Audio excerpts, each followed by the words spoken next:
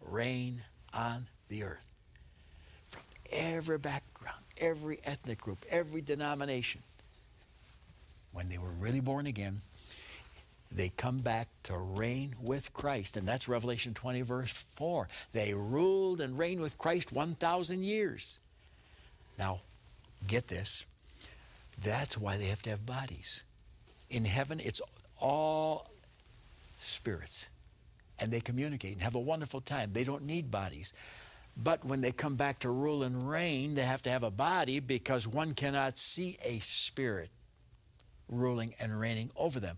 These are all people in Matthew 25, verses 31 onward, who are still in their normal bodies, and they cannot see spirits. They must see the individuals who are ruling and reigning over them. And that is the reason for this glorious event called the rapture. We need our bodies at that hour in history. Right, Jack. My mother and my father are with the Lord right now in the spirit form. That's what Jack was just talking about. No bodies up there. Their body's in the grave. But when the Lord comes back in the rapture, their body will be changed and given a glorified body, and then they'll be able to live forever and ever. One question he answered for me, and he doesn't know I'm going to ask this question: how will we be in heaven? My mom and dad were elderly when they went home to be with the Lord. Their baby's there. Now, you gave me something about DNA not long ago, Jack. How old will we be in heaven? They tell us that the DNA never ages above 33 years. Anywhere from 28 to 33. That's whether it's a baby or an old person. When that DNA comes back into existence, no one will be past the age Christ was when he took on his glorified body at the age of 33. We're going to be like him. The psalmist said in chapter 17, verse 15, I shall be satisfied when I awaken with thy likeness. Philippians 3:21, who shall change our vile, decrepit bodies, that they may be fashioned like unto his glorified body. And then again, 1 John 3, verse 2 says, beloved, when we see Jesus, we shall be like him, for we shall see him as he is. And Rexella, these new bodies are going to be presented to us over that spirit form in 11/100ths of a second as we whiz through the heavenlies at breakneck speed. It's called the twinkling of an eye in 1 Corinthians 15:52. And General Electric has measured the twinkle in a human being's eye, and it amounts to about 11/100ths of a second. Now, that is spectacular when one realizes what's out there in space. We have the first heaven, for there are three, 2 Corinthians 12:2. And that first heaven is composed of the atmosphere, the troposphere, the stratosphere, the mesosphere, the ionosphere, and the exosphere. All of that covers the first 600 miles. But that's nothing. The second heaven begins with 601 miles, and now the astronomers have already, through their gigantic telescopes, Hubble's and others, discovered that we're 90% of the way to the end of the second heaven, approaching the third where God rules. And they say that distance is already 187 trillion billions of miles. Let me give that to you again. 187 trillion billions. And all we have to hear is the voice crying out, come up hither, Revelation 4:1, and we sweep through all of that space in 11/100ths of a second. I've often said this.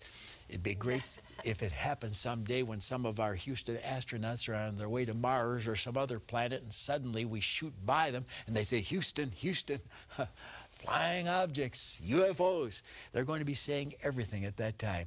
But what will have happened is what we're talking about right now, the rapture, the rapiamor, being caught up, 1 Thessalonians 4:17. That's where it's found in the Roman Catholic Bible, the Latin Vulgate. Now, the word rapture, some people say, oh, that's wrong. The Lord never taught about a rapture where people disappeared and he took his children home to heaven. It started, they say, in 1830 by a man by the name of John Darby. Did the apostles talk about this? Jack, how about it? Did it start in 1830? Rexella, I get so tired of that statement because it is absolutely a lie.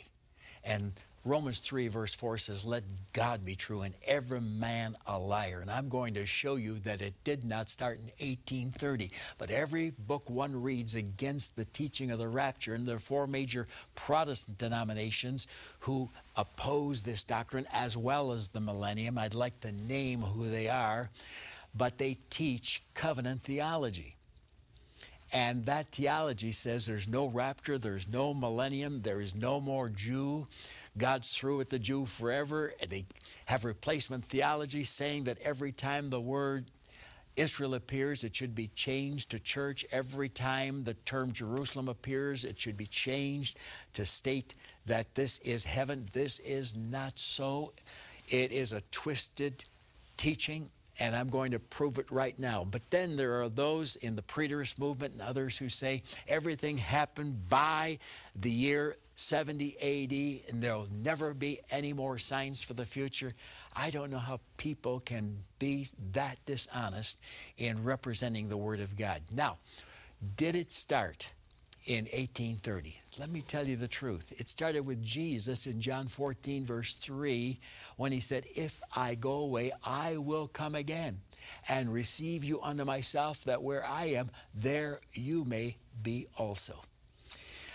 It's exciting, Rexella, because there was a man by the name of Papia, P-A-P-I-A, who was a personal friend of the Apostle John, who wrote the Gospel of John, the first, second, third epistles of John, in the book of Revelation.